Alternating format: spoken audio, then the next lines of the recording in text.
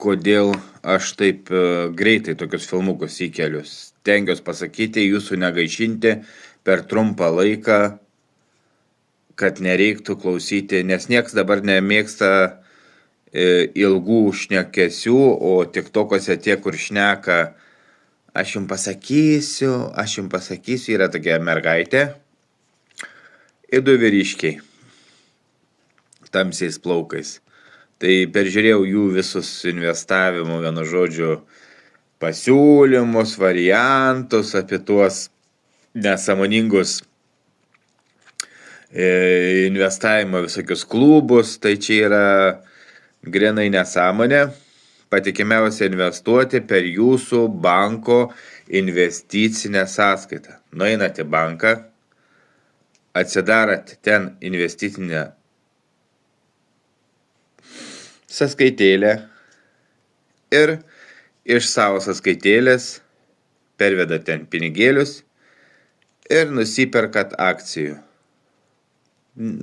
Yra ten Rokiškio sūrio, kam sūris patinka. Ir nusiperkant akciją bent kokios įmonės, jūs tampate tos įmonės verslo dalininku ir gaunate dividendus. Dividendus moka kas metus arba kas ketvirčius.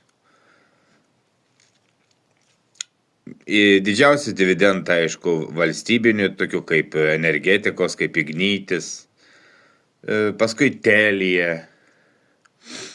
Akcijas galite nusipirkti, bet akcijos gali greit jums uždirbti pinigus, gali pakrysti.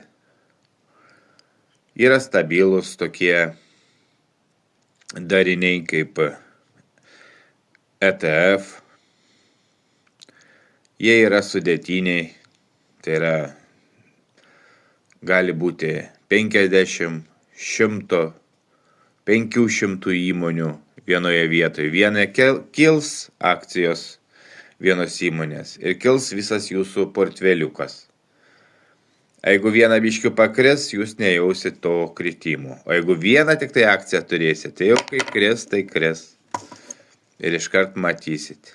Čia vadinasi, kaip sakant, diversifikacija. Tai reiškia išskaidymas jūsų pinigų per kelias vietas, kad kiaušinių nenešti vienam krepšyje. Nes kai kiaušinį sudėdi vieną krepšį, kai krent, visi sudūšt.